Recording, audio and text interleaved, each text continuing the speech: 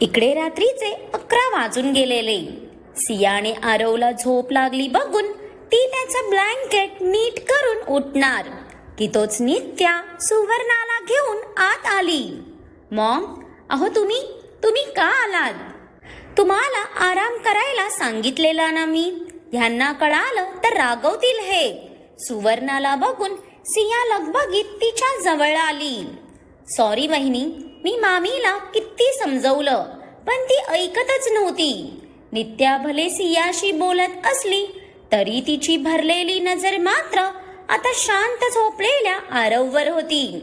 ज्याच्या त्या थकलेल्या चेहऱ्यावर पसरलेली ती उदासी बघून तिच्या सर्वांगात नुसता प्रकोप माजलेला. त्याचा आजचा राग आणि त्यामागची पीडा बघून तिचाही जीव किती तो तुटला होता. तिचं त्याच्यावरचं प्रेम इतकं खोल होतं की तिला कधीच ते कोणालाच दाखवता आलं नाही. माझं बाळ इथे त्रासात असताना माझा जीव खाली तरी कसा राहणार होता? सुवर्णाची ती आरववर अडकलेली व्याकुळ नजर बघून सिया त्यांची चेअर ढकलत आरवच्या बेड जवळ घेऊन आली. तसं सुवर्णाने वाकून तिचा थरथरता हात त्याच्या डोक्यावरून फिरवला. किती रडू येत होतं त्या माऊलीला आणि आज स्वतःच्या अपंगत्वावर पहिल्यांदा हतबल देखील झालेली ती. कारण तिचं लेकरू इतकं त्रासात असताना तिला पटकन उठून त्याला कुशीतही घेता नाही आलं. वहिनी, तू कुठे जाऊ नको. त्या स्पर्शाने आरव झोपेतच चुळबुळत तोंडातल्या तोंडात पुटपुटला. पण त्याच्या या निरागस कृतीवर त्या तिघींच्याही ओठांवर हलकं हसू पसरलं. सियाचं आरवच्या आयुष्यातलं ते अठळ स्थान बघून त्या दोघींनाही अगदी भरून आलं. किती कमी टाइम मध्ये तिने त्याच्यावर किती तो जीव लावलेला.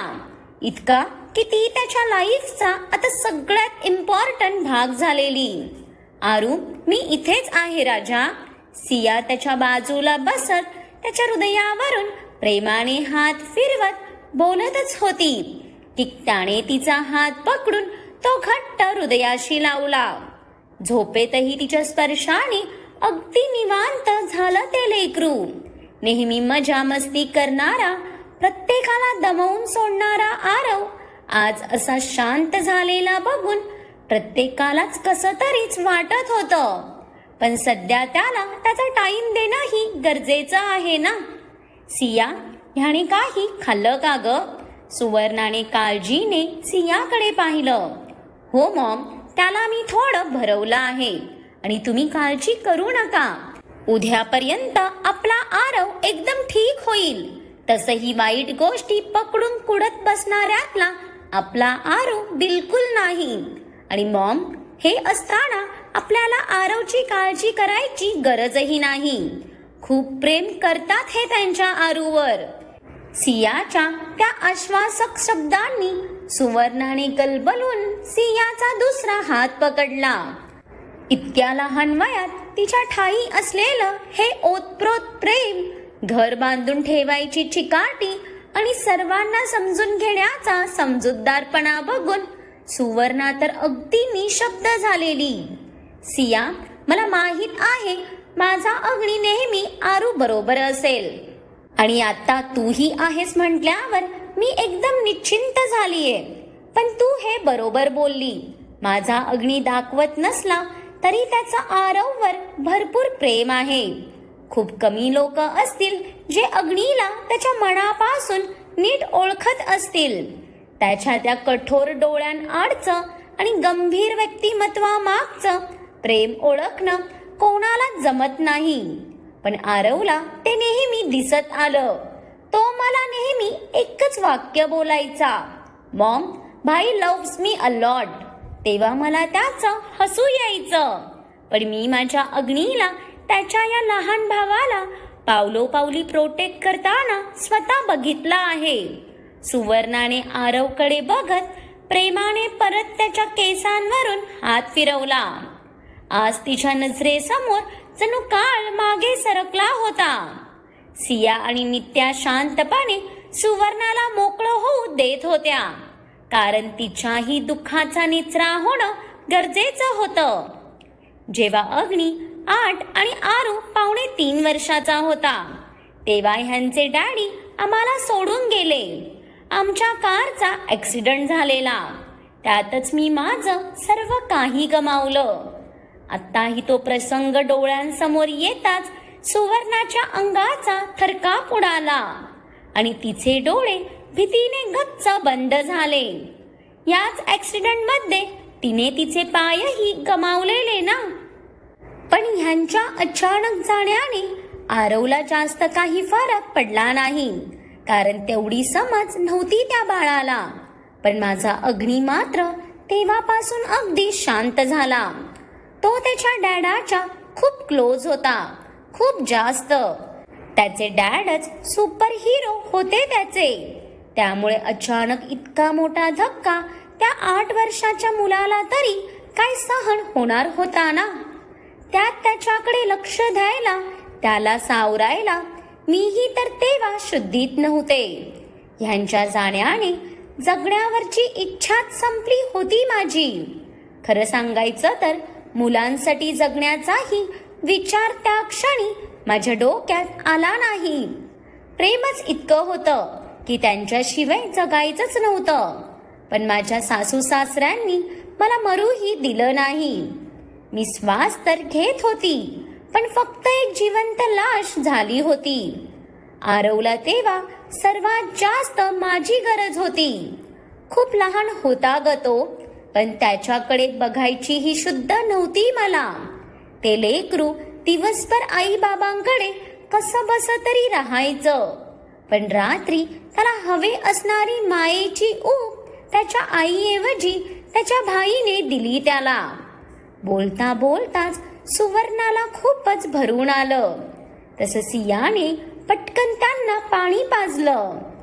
मॉम, राहू दे ना हा विषय, तुम्हाला त्रास होतोय. सुवर्णाला असं कुडताना बघून सियाचेही डोळे वाहत होते. नाही सिया, आज बोलू दे मला. तुला माहितीये, माझा अग्नी, माझं ते बाळ सकाळी उठून स्वतःची तयारी करून स्कूलला जायचा. मग आल्यावर आरव त्याला सोडायचाच नाही. त्याचं जेवण, अंघोळ, औषध, पाणी इतकंच काय तर त्याला झोपवणं सगळं माझ्या अग्नीने केलं. त्यात तो स्वतःचा अभ्यासही सांभाळत होता. त्याने सगळ्यांचं सगळं केलं ग. पण ह्यात त्याच्यातला तो बोलका आणि मस्तीखोर अग्नी कधी कुठे हरवला हे आम्हालाही कळालं नाही. त्याच्या डॅडच्या जाण्यानंतर तो खूपच अबोल झाला. त्याच्या आत त्याने इतकं काय सामावून घेतलंय की त्याच्या मनातल्या प्रेमाची जागा रागाने घेतली. आणि तिथूनच हा कठोर आणि गंभीर व्यक्तिमत्व असलेला द ग्रेट अग्निहोत्री जन्माला आला. सुवर्णाचं ऐकून सिया आणि नित्या अगदी स्तब्ध झालेल्या. त्या गंभीर चेहऱ्यामागच्या वेदनेची आजवर त्याने कोणाला कल्पनाही येऊ दिली नव्हती. अग्नेयाने कधीच आरूला ह्यांची कमीही भासू नाही दिली. तो स्वतः त्याचा बाप झालेला, पण त्याच्या आयुष्यातली ह्यांची कमी कधीच कोणी भरण्याचा प्रयत्न नाही केला. त्या 8 वर्षाच्या बाळाने तेव्हा कसं सगळं सांभाळलं असेल ह्याचा विचार करून आज स्वतःच्या आईपणचीही लाज वाटते ग मला. जेव्हा माझ्या पिल्लांना माझी सर्वात जास्त गरज होती तेव्हा मी निराशेच्या गर्देत फक्त स्वतःचं दुःख कवटाळून बसलेली. सुवर्णाला आता परत ते दिवस आठवून स्वतःला सावरताच आलं नाही. तिच्या अग्नीचा तो खडकर प्रवास तिने स्वतः बघितला होता.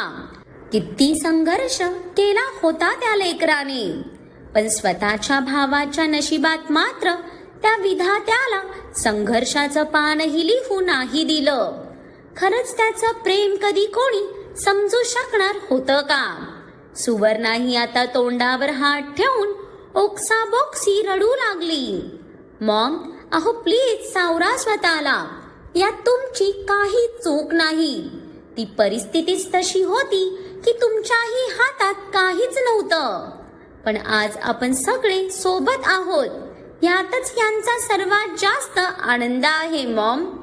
सियालाही खरं तर तिच्या अहोंनी लहानपणापासून किती सहन केलंय ते ऐकूनच जीव कंठाशी आलेला. त्या धीर गंभीर चेहऱ्यामागेही किती तो संघर्ष, किती ती पीडा आहे बघून तिला तर तिचं रडू आवरताच येत नव्हतं. भले ती आता सुवर्णाला समजवत होती, पण तिचं मन मात्र तिच्या अहोंकडे जायला तळमळू लागलेलं. का प्रत्येक टाइमला त्यांना सगळ्यांचं सगळं करत स्वतःलाच मागे टाकायचं असतं? हाच प्रश्न निक्षून विचारायचा होता तिला. नित्यालाही अग्नीचं खडतर आयुष्य ऐकून तिच्या भाईचा किती तो अभिमान वाटत होता. आज पहिल्यांदा ती त्याला घाबरली नव्हती, कारण कदाचित त्या कठोर रूपामागचं प्रेम आरव सारखं तिलाही गवसलं होतं. मॉम, बस झालं बघू. आता तुम्ही अशाच रडत राहिलात तर मला ह्यांना बोलवावं लागेल हा. मग हे तुमच्यावर रागवल्यावर मला नका सांगू. सुवर्णाला स्वतःला इतका त्रास करून घेताना बघून सियाने तिच्या डोळ्यातलं पाणी पुसत लटक्या रागात दटावलं. तसं सुवर्णाने तिच्याकडे बघून केलेली ती बारीक नजर बघून सिया गालात हसली. अग्नीच्या नावानेच रडू गायब झालेलं तिचं. काय करणार, तिचा राक्षस होताच तसा, ज्याच्या काळजीतही राग डोकावून पाहायचा. सिया, तू विसरतीये का?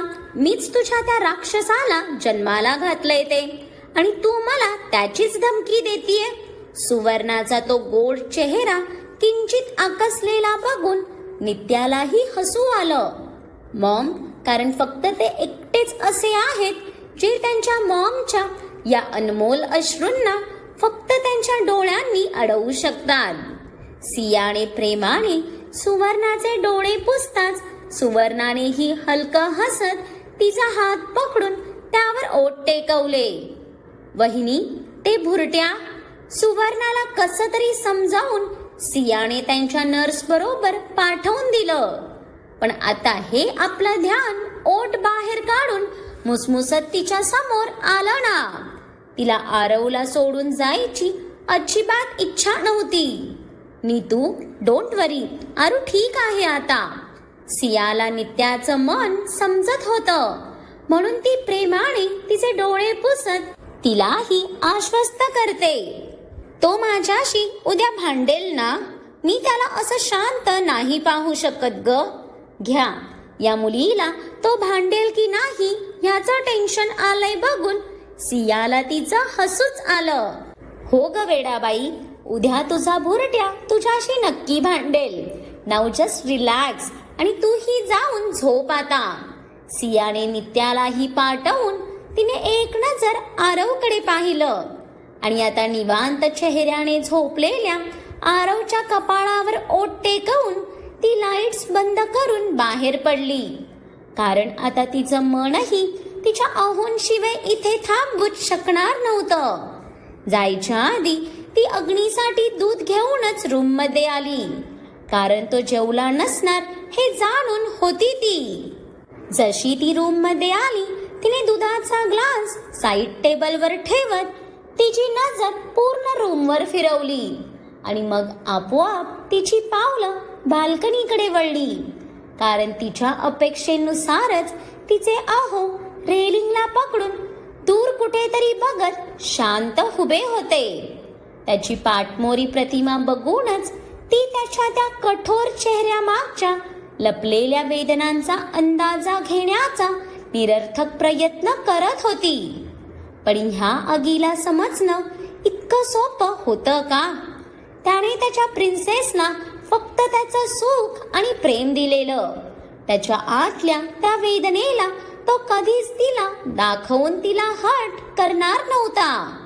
पण सुवर्णाकडून अग्नीचा तो एकलकोंडा प्रवास ऐकून तिला आता जास्तच गलबलून आलं. तसं तिने पटकन तिच्या तोंडावर हात दाबत तिचा हुंका आवरला. पण जिथे तिचे श्वासही तो आरामात ओळखू शकत होता. तिथे तिच्या रडण्याची ही पुसटशी चाहूल त्याला लागणार नव्हती का? वेडी ग बाई सिया, तू त्याच्या प्रेमाला कधी समजूच शकणार नव्हती. जाणा तिची आहट जाणवताच तो झटक्यातच मागे वळला. तसं तिने पटकन स्वतःला सावरलं. नाहीतर या सनकीचा काय भरोसा ना. आत्ताही हातात मशाल घेऊन मेन्शन पेटवायला निघायचा. तिला बघून त्याचं उधाणलेलं मन अगदीच शांत झाल्यासारखं भासलं त्याला.